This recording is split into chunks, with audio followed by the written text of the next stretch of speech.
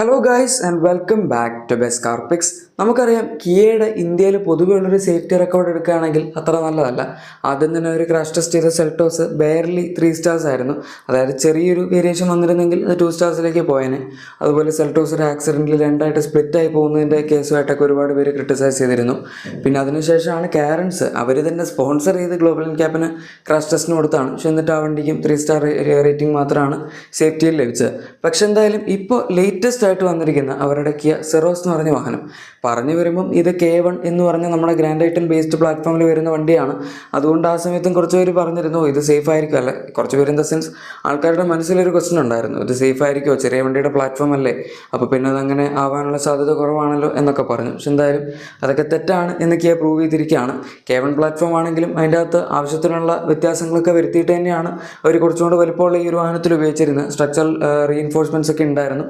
അതുപോലെ തന്നെ കൂടുതൽ അൾട്രാ ഹൈ സ്ട്രെങ്ത് സ്റ്റീലൊക്കെ തന്നെ അവർ ഉപയോഗിച്ച് കാണുമായിരിക്കും. അല്ലെങ്കിൽ ഈ ഒരു റേറ്റിംഗ് കിട്ടാൻ എന്തായാലും ബുദ്ധിമുട്ടാണ്. ഭാരത് എൻക്യാപ്പിലാണ് ഈ റേറ്റിംഗ് കിട്ടിയിരിക്കുന്നത്. ഭാരത് എൻക്യാപ്പിന് ഒരുപാട് പേര് ഇപ്പോൾ ക്രിട്ടിസൈസ് ചെയ്യുന്നുണ്ട്. വഴിയെ കൂടെ പോകുന്നവർക്കെല്ലാം 5 star റേറ്റിംഗ് കൊടുക്കുന്ന ഒരു എൻക്യാപ്പ് എന്നുള്ള രീതിയിലാണ് ഇപ്പോൾ ഭാരത് എൻക്യാപ്പിനെ പറയുന്നത്. കാരണം ഇതുവരെ ടെസ്റ്റ് ചെയ്തിട്ടിരിക്കുന്നതിൽ എല്ലാ വാഹനങ്ങൾക്കും 5 star സേഫ്റ്റി റേറ്റിംഗ് തന്നെയാണ് ഭാരത് എൻക്യാപ്പ് കൊടുത്തിരിക്കുന്നത്, ബസാൾട്ട് ഒഴികെ. സെട്രോയിൻ്റെ ബസാൾട്ടിന് മാത്രം 4 star സേഫ്റ്റി റേറ്റിംഗ് ആണ് വന്നത്. എനിവേ അതൊക്കെ അവിടെ നിൽക്കട്ടെ. ഇത് ക്രെഡിബിൾ ആണോ അല്ലയോ, അല്ലെങ്കിൽ ഇത് സത്യമാണോ അല്ലയോ എന്നുള്ളതൊക്കെ നമുക്ക് വേറൊരു പോയിൻ്റായിട്ട് പിന്നീട് ചർച്ച ചെയ്യാം. തൽക്കാലത്തേക്ക് ഇപ്പോൾ ഈ വാഹനത്തിൻ്റെ റേറ്റിങ്ങിനെ പറ്റി നമുക്ക് ഡിസ്കസ് ചെയ്യാം.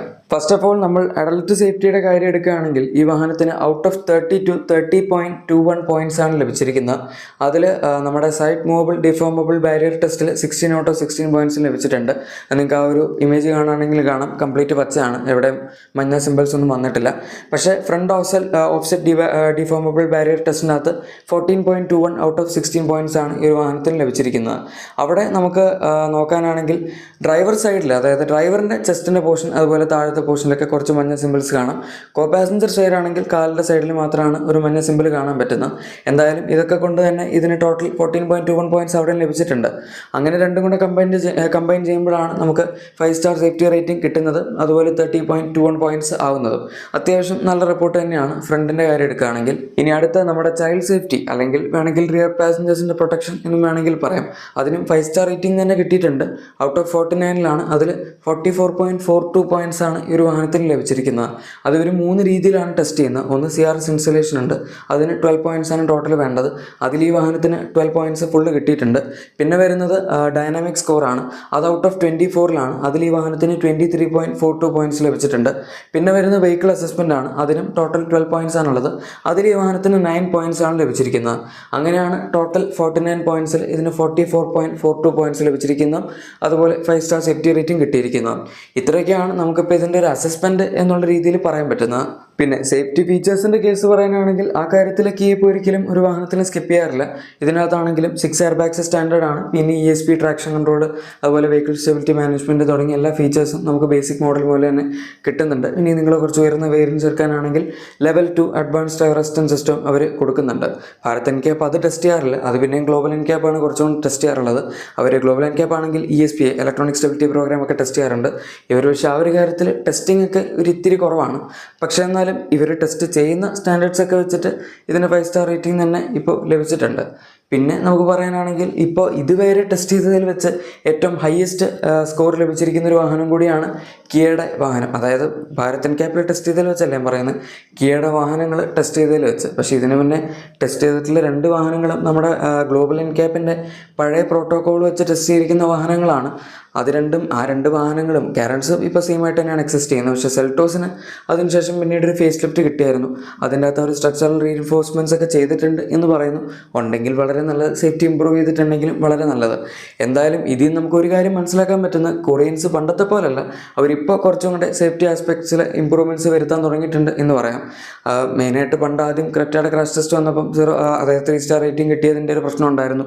അതുപോലെ ഗ്രാൻഡ് ഐറ്റൻ ന്യൂസ് ടെസ്റ്റ് ചെയ്തപ്പോൾ 2 star റേറ്റിംഗ് കിട്ടിയതിൻ്റെ പ്രശ്നം ഉണ്ടായിരുന്നു. അങ്ങനെ ഒരുപാട് ക്വസ്റ്റ്യൻസ് ആൾക്കാർ റേസ് ചെയ്യാൻ തുടങ്ങി ഹ്യുണ്ടായുടെയും അതുപോലെ കിയയുടെയൊക്കെ സേഫ്റ്റിയെ പറ്റി. അങ്ങനെ അതൊക്കെ മനസ്സിലാക്കി അവർ പിന്നീട് തിരുത്താൻ തുടങ്ങിയപ്പോഴാണ് പിന്നെ നമ്മുടെ വെർണയ്ക്ക് 5 star റേറ്റിംഗ് വന്നതോടുകൂടി അതിനൊരു തുടക്കം ഹ്യുണ്ടായി കുറിച്ചു. ക്രെറ്റ ഇതുവരെ ഒരു ടെസ്റ്റ് ചെയ്തിട്ടില്ല, പക്ഷേ ടെസ്റ്റ് ചെയ്താലും ഒരു പക്ഷേ 4 or 5 stars ഒക്കെ ചിലപ്പോൾ കിട്ടുമായിരിക്കും.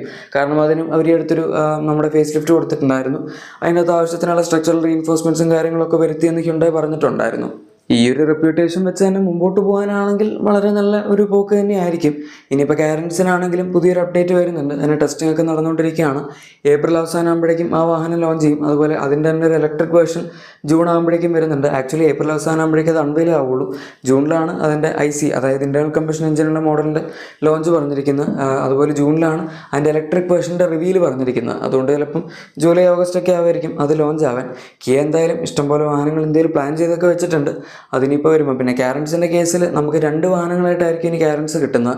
ഒന്ന് നമ്മുടെ ഇപ്പോൾ കിട്ടുന്ന കാരൻസ് അതുപോലെ തന്നെ ഉണ്ടാവും. അതായത് കുറച്ചൊരു എൻട്രി ലെവൽ വേർഷൻ പോലെ 7 സീറ്റർ അല്ലെങ്കിൽ ഒരു മൾട്ടിപർപ്പസ് വാഹനം വേണം എന്നുള്ള ആൾക്കാർക്ക് കുറച്ച് എൻട്രി ലെവൽ പ്രൈസ് കുറഞ്ഞെടുക്കാനായിട്ട്.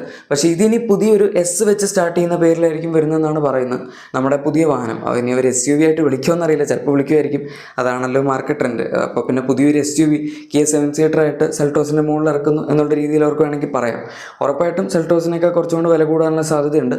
അതുമാത്രമല്ല, സെൽട്ടോസിനേക്കാൾ കൂടുതൽ ടെക്കും, അതായത് ഏകദേശം നമ്മുടെ സെറോസിലൊക്കെ അവർ കൊടുത്തിരിക്കുന്ന പോലത്തെ ഇഷ്ടംപോലെ ഫീച്ചേഴ്സും അതുപോലെ മോഡേൺ ആയിട്ടുള്ള ഡാഷ്ബോർഡ് ലേഔട്ട്, റാഡിക്കലായിട്ടുള്ള എക്സ്റ്റീരിയർ ഡിസൈൻ തുടങ്ങിയ കാര്യങ്ങളൊക്കെ അവരുടെ പുതിയ വാഹനത്തിലും നമ്മൾ എക്സ്പെക്റ്റ് ചെയ്യുന്നുണ്ട്. അപ്പം മൊത്തത്തിൽ കിയ എന്തായാലും ഇന്ത്യയിൽ ഇനി പഠിച്ചു വിളിക്കാൻ തന്നെയാണ് പോകുന്നത്. ഇതിൻ്റെ സേഫ്റ്റി റേറ്റിങ്ങിനെ പറ്റിയുള്ള നിങ്ങളുടെ അഭിപ്രായം തീർച്ചയായും താഴെ കമൻസിൽ പറഞ്ഞേക്കുക. പിന്നെ നിങ്ങളുടെ എക്സിസ്റ്റിംഗ് വാഹനത്തിൻ്റെ എന്തെങ്കിലും ചെറിയ ആക്സസറീസോ ക്ലീനിങ് പ്രൊഡക്ട്സോ എല്ലാം വേണമെങ്കിൽ നമ്മുടെ ഡിസ്ക്രിപ്ഷൻ അല്ലെങ്കിൽ പ്രൊഡക്ട്സ് ടാഗ് ചെക്കൗട്ട് ചെയ്യുകയാണെങ്കിൽ നിങ്ങൾക്ക് അത് ലഭിക്കുന്നതായിരിക്കും. വീഡിയോ ഇഷ്ടപ്പെട്ടെങ്കിൽ തീർച്ചയായും ലൈക്കും സബ്സ്ക്രൈബും ഷെയറും ഒക്കെ ചെയ്ത് നമ്മളെ സപ്പോർട്ട് ചെയ്യുക. Thank you for watching my video and good bye.